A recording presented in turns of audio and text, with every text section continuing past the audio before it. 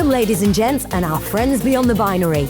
We're the first ever globetrotting, visually stimulating podcast on the airwaves. Hello, loves. It's Soraya Vivian. I'm your official tour guide for our new show, Pride This Way, produced by Pillars of Change Media.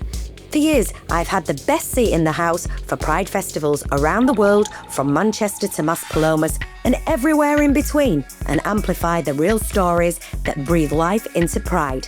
Every stream, every subscriber directly funds our community around the globe. We're not just covering the party, loves, we're paying it forward.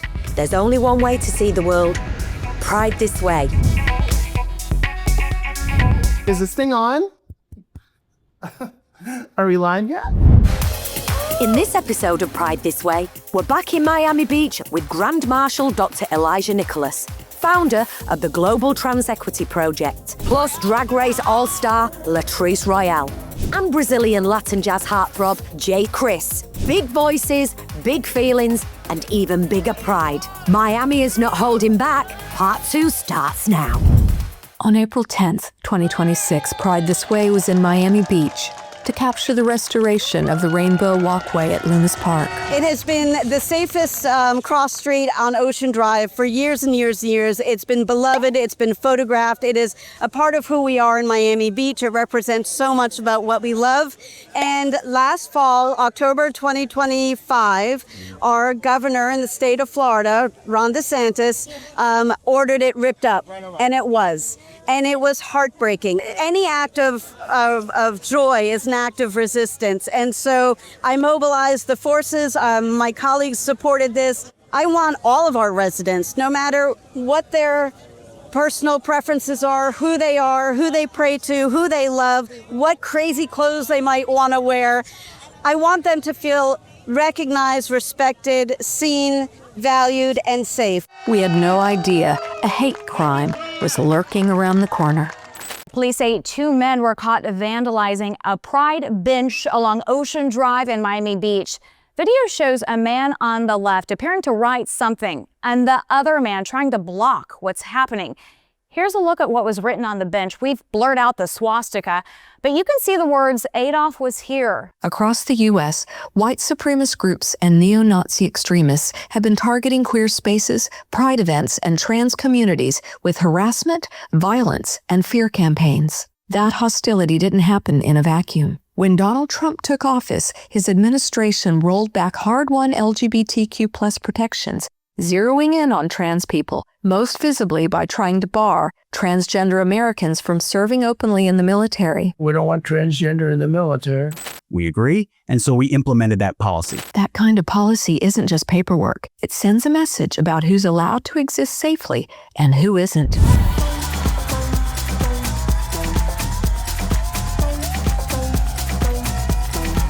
Welcome back to Pride This Way. I am back, you are back, I am Cece Glitzer, and now we are here at the legendary Twist nightclub, Miami Beach Pride 2026, and I have the honor now to interview the Grand Marshal of Miami Beach Pride 2026, Dr. Elijah Nicholas. Whoop, whoop, whoop, whoop. Happy Pride. Happy Pride. Thank you so much for finding time in this busy weekend to sit down with me a little bit and talk about you. It is my honor to be here. Thank you for having me.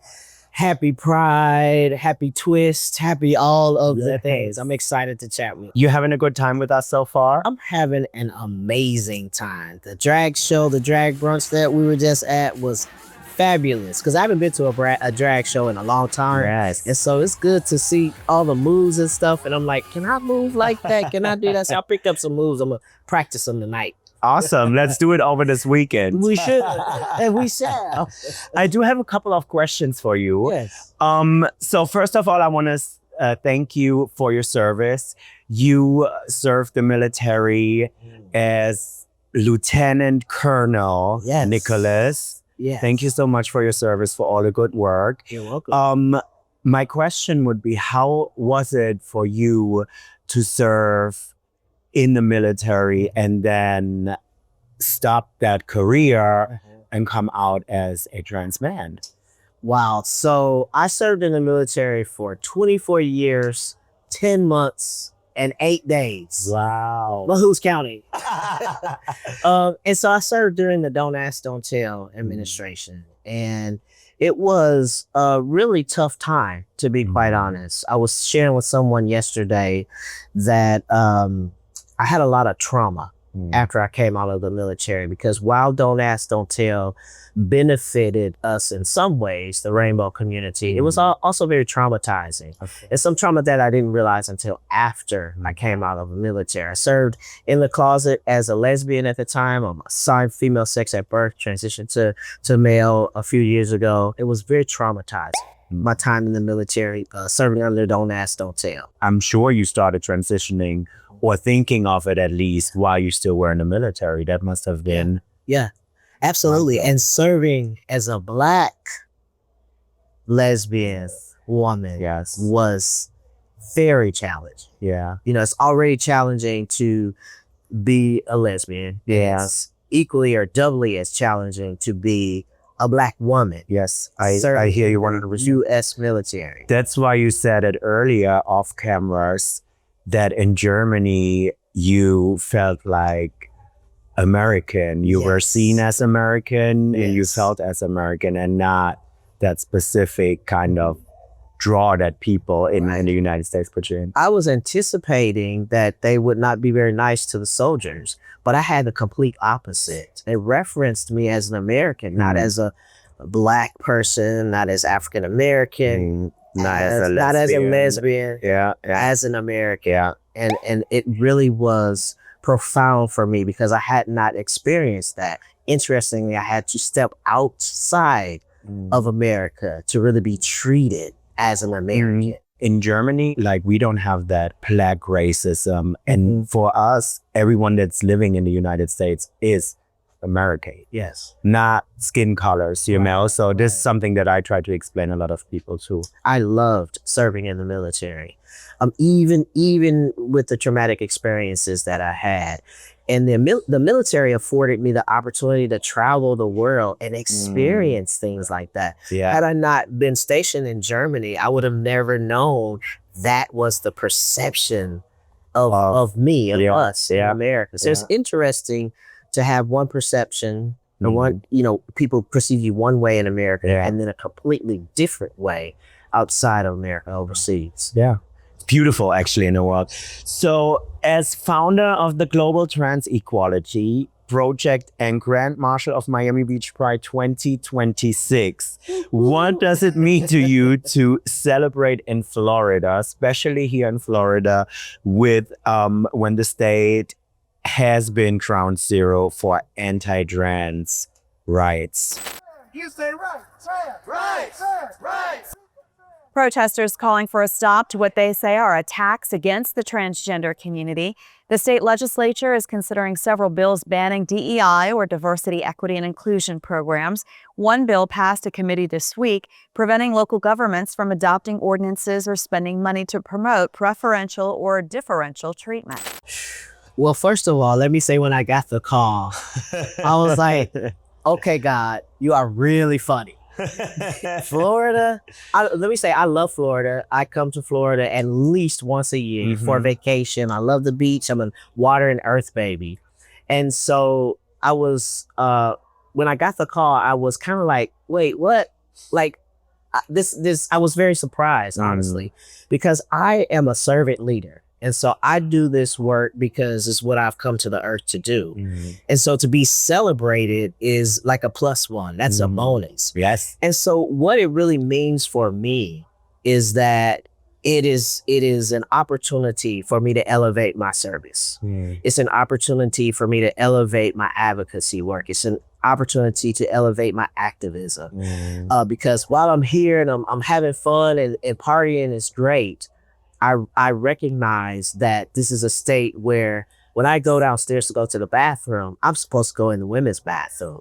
I recognize that there are certain universities that I go to, and I'm not supposed to say diversity, equity, and inclusion. And I also recognize that there are veterans military service members now who are retiring or returning to Florida because they've been discharged, sometimes dishonorably, from the military for being who they are. So I don't take those things lightly. And while I am absolutely here to celebrate, I am also here to advocate, to be a voice, to listen to the community so that I can then take that information and share it with leadership so that we can get through this and get to a space where I can go to the bathroom of my choice. You can go to the bathroom of your choice. Politicians can talk about DEI and celebrate everybody in our full authenticity. That is really what my purpose is. Who would have thought that in 2025, 2026, we have to do all of this again, all the work we've put in to over the decades, right? This is not the first rodeo our community is taking. This is not the first time we are fighting for, sadly, mostly again, what we have fought already for. But I think the lesson for our community is to come closer together again. And that's what I have witnessed so far. I completely agree. I think that it's a time for us to really realize that it's time to strategize collectively and not in our individual silos. Yeah. Moving on, you wrote a children's book. Yes. Madoodle. Madoodle. Yes. Yes, Madoodle. Sorry, English is not my first language. No, it's okay. It's okay. Everybody pronounces it. Madoodle. Yeah. Madoodle. That's the title of the book. Yes. And the book is about a little child that experienced that his auntie is changing into an uncle. Yes. So what do you want the readers, most likely children, to feel or to think when they're finished with the last page of the book? I wrote Madoodle at the beginning of my transition. And what I realized navigating my transition is that my nieces and nephews were and are very innocent. Now, when the adults come into the situation and start imposing the boundaries or the limitations, that's when the children question their innocence. They question that natural, unconditional love. And so I want children to know that you are loved, what you're feeling about your auntie or about your uncle, that love is valid. That's beautiful. Thank you. Because everyone needs to experience that unconditional love, I want to say. And what important to me is that people are accepting each other. I completely agree. And I believe we can coexist. Yes. Our existence is it's not just a cliche. No. Our existence is resistance. And as the senator says so well this morning, we've been here and we're not going anywhere. So I'm excited about being here and not going anywhere with my shirt off. Please take it off. Thank you so much for sitting down with me. Absolutely. And thank you so much for being your true self. Thank you. It was a pleasure. Wow. Wow, likewise. Happy Pride. Happy Pride. Mwah.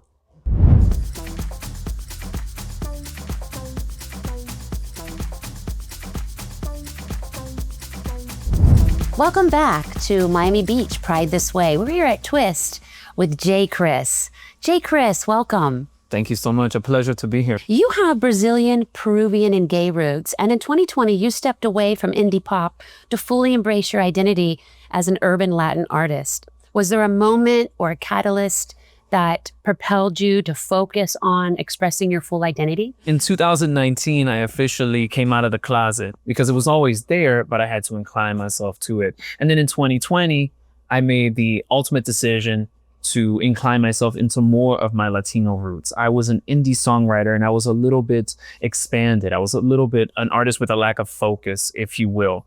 And so I wanted to focus myself onto my roots. I love it. And the million sequin question is, what does Miami Pride Beach mean to you? Miami Beach Pride is sexy, it is energetic, and it is international. I see Miami Beach Pride as one of the happiest prides that I have seen in the world. We have it all here. We have the talent, and we also have the audacity as well to be who we are. Fantastic. I know you're passionate about Unity Coalition. Can you tell me a little bit more about your role and what that's about? Yes, it has been wonderful serving Unity Coalition, Coalición Unida. And we have existed ever since 2002 under the leadership of my dear friend Herb Sosa. And we have been serving the queer Latino community, especially in the arts. And we also have focused on, providing services and also providing health resources for the Hispanic, queer, indigenous populations here in South Florida, in Lima, Peru, and also in Bogota, Colombia. Oh, wow. And I am part of the board of directors, and it has been a pleasure to serve with the Unity Coalition since 2025. So tell me more about what it is exactly that you do and your role here, the boots on the ground sort of thing. So I am here as a volunteer, above all. I, on the board of directors, am making sure that our president and our administrators have all of the assistance that they need for our Celebrate Orgullo festival, celebrating the arts and also celebrating community and unity, for trans arts, which I have volunteered in Colombia as a performer, making sure that not only I sing correctly, but also that the chairs are mounted correctly, and also that we mount the tables, because we need tables to display our wonderful materials, and most of all, elevate the materials and the art of the trans community. And so we are here to make sure that community here in South Florida, in Latin America, is preserved. We also give free HIV testing for those who need it. And we also, help give resources for immigrants who need immigration representation in these times. So can you speak more on what you're doing to try to overcome the challenges that we have with the current administration? They're trying to block and you're trying to promote. And how do you go about doing that? So we have promoted several events and organizations like the Miami Gay Chorus. With the Miami Gay Chorus, we made sure that they survived not only post-pandemic, but in these difficult times during this current administration that we are living right now, where the arts are being cut left and right here in this country, and also here in Florida as well. And so we want to make sure that programs with communities that are rich and that are artistic, that they survive, and that we just keep the music and the arts and the community going. So important. Happy Pride! We're serving joy in every time zone. Oh, yeah!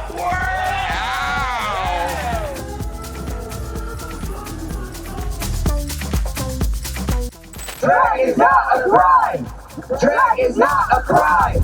Hi, welcome back to Pride This Way. My name is Jason. I'm sitting here with Miss Loud and in charge, Miss Latrice Royale. Hello, Latrice. Hello.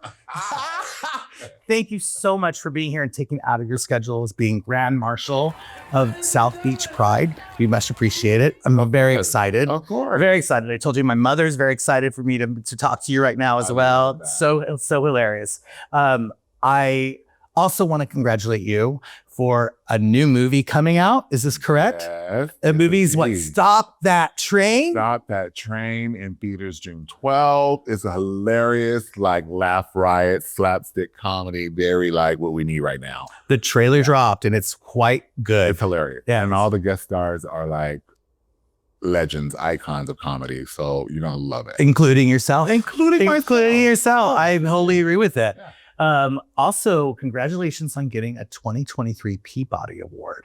Well, thank you. That was for HBO. We're here. Exactly. Do you have the actual award? I have my Critics' Choice Award. Oh, you got a Critics' Choice? What does that look like? It's heavy and it's silver. Is it it has a star and not made of chocolate? Oh.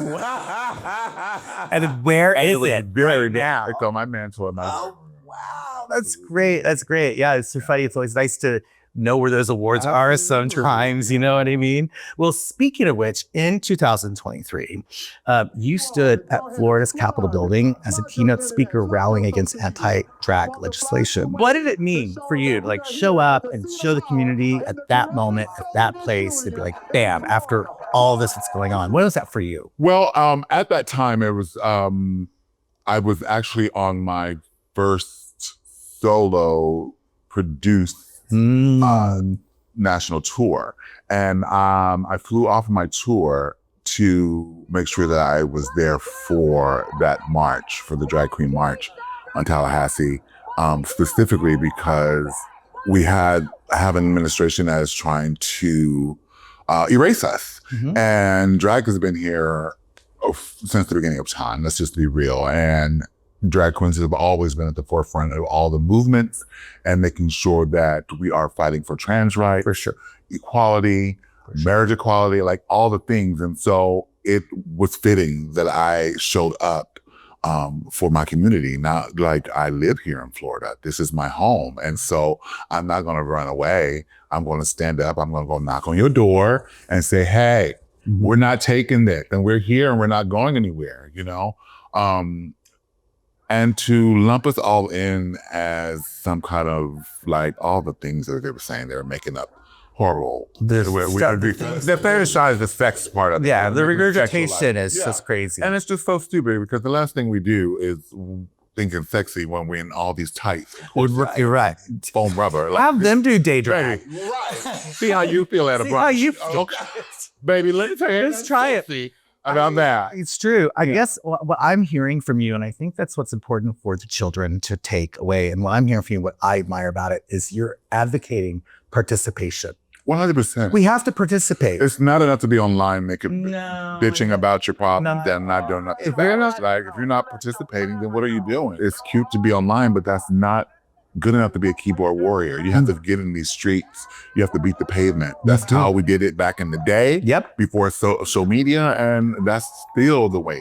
Yeah. That's the only way to show up and show out. I wholeheartedly agree. So thank you for that. We need to remind people to participate in life in general. Absolutely. And I love that you brought up your show because you produced that all yourself. It was 30 cities, right? Yes. And through you have a talent agency, LRI, am I correct? Right? Yes. Latrice Royale Incorporated. And then I have LRI Talent and Management, which is the management portion. So tell me, like, with that being that business person that you're doing, what's your takeaway with that? What's some advice you can give people about that journey that you're having, about producing your own show and doing thing? You have to know that if you want something to happen, if you want your dreams to happen, you have to make them happen.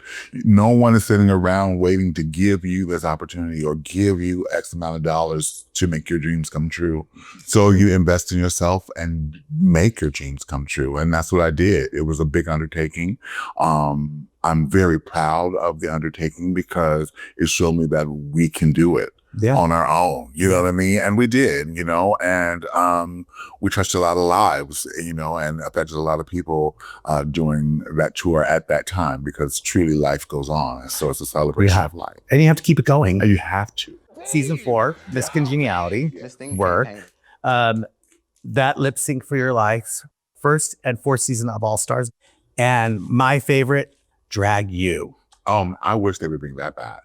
I cried every episode. So much fun with Drag You. Drag You was amazing. Yeah. It was so great. Yeah. It was a little bit ahead of its time. And so it was way ahead of its time. It was ahead of its time. And I think like now, especially, you know, it would be received and be a little bit more successful. I think so too. Yeah. I mean, I literally cried every episode. It was really love it. But now that you've conquered all of this, both stage and the road, what is next? Is there something that's happening in the background that you can kind of spill some tea on right now? I mean, nothing that you don't already know. You know, I'm always constantly working on elevating not only my brand, but my career. You know, I still have some unfinished business with Broadway. I have not yet fulfilled all of those dreams, and I want to conquer that as well. And of course, this is my debut on the big screen in theaters, and that is really ultimately, I love acting. I love voice acting as well. I do voiceover work.